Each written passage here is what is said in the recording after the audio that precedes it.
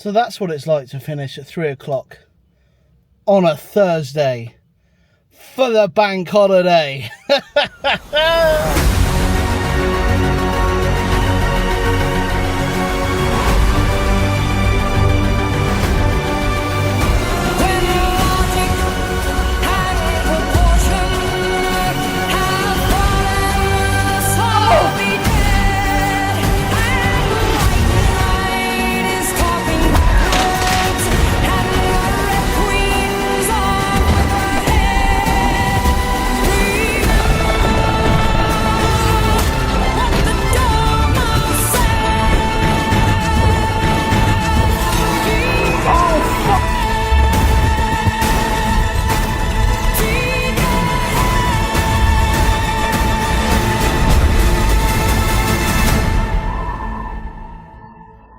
Ugh, what awful, disgusting, drizzly weather.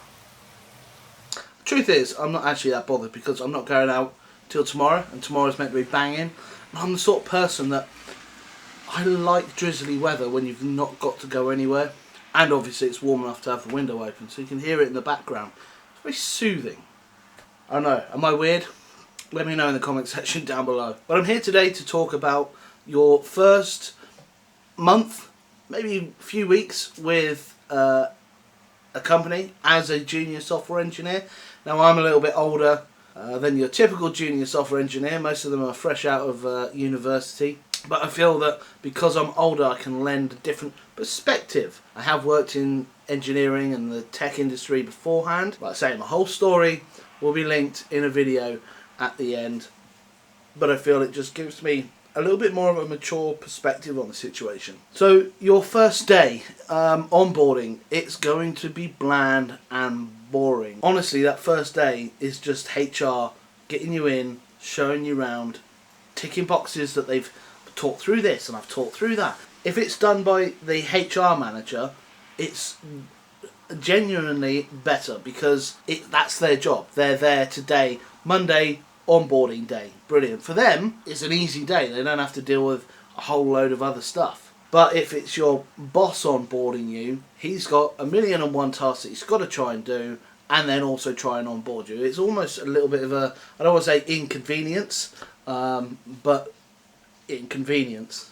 So once you're through the onboarding initial stages of having those ticks in those boxes, and you've shown your desk and you're introduced to a few people, chances are you're going to have to sit down and watch training videos.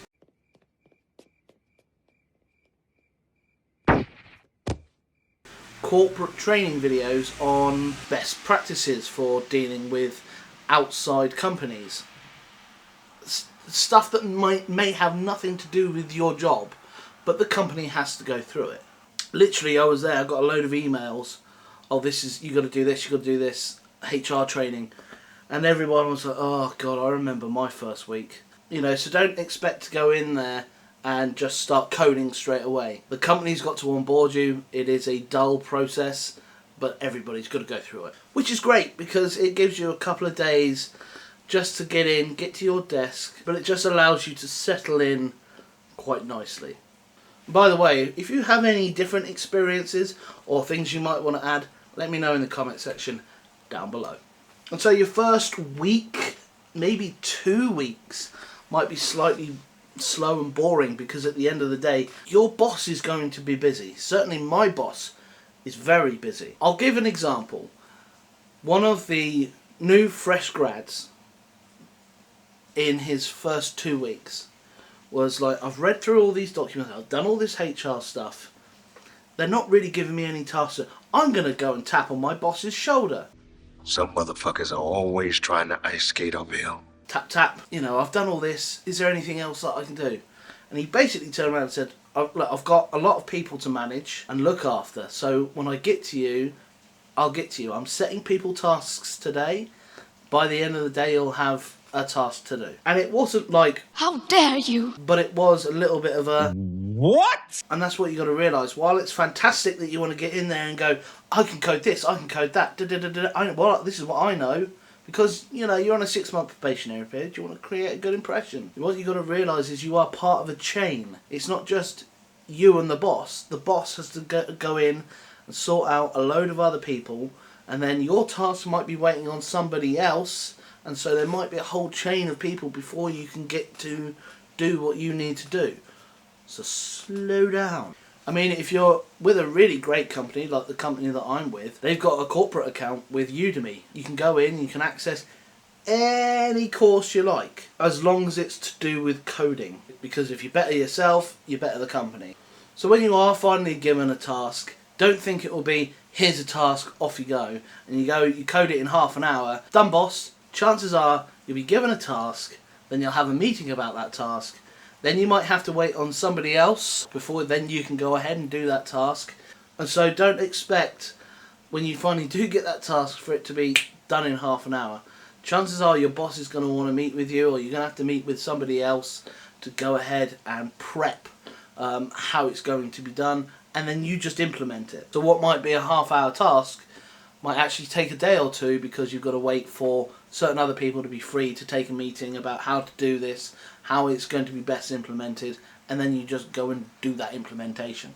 Then obviously it's got to be reviewed, you may have to rewrite it. It's a lengthy process. I never went to uni, but I can imagine that at uni it was, here's this task, here's that task, here's this course, you know, you need to have this bit in by Monday and then that bit in by Tuesday, to an environment where things have to be implemented correctly, and there are meetings about how to implement that thing.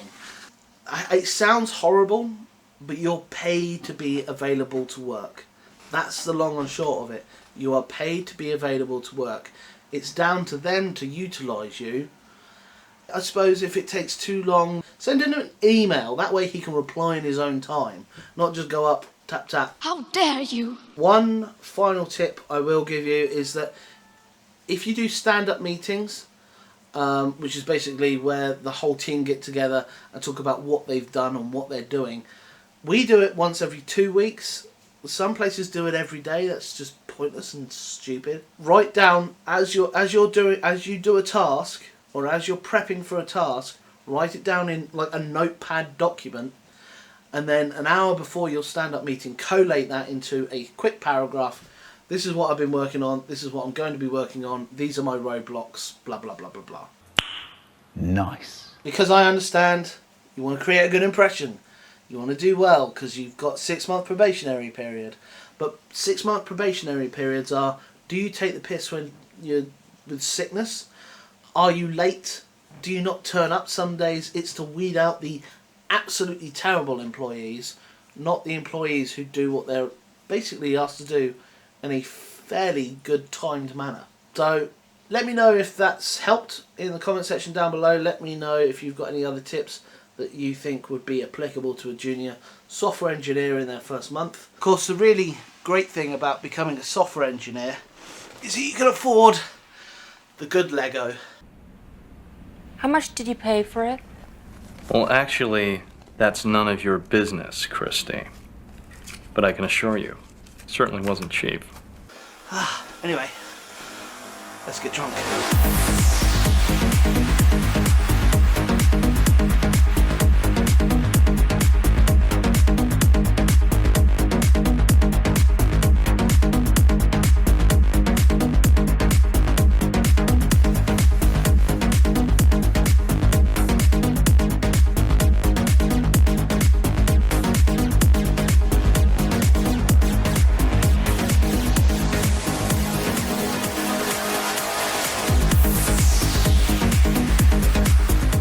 That ended up being quite a quiet night out, a quiet bank holiday. Obviously it started raining, so that didn't help, but we ended up sitting in the William Henry for a few hours just chatting, getting old.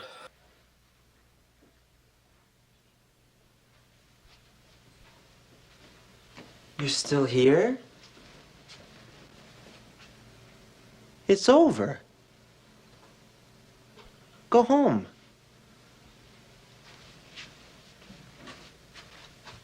Go.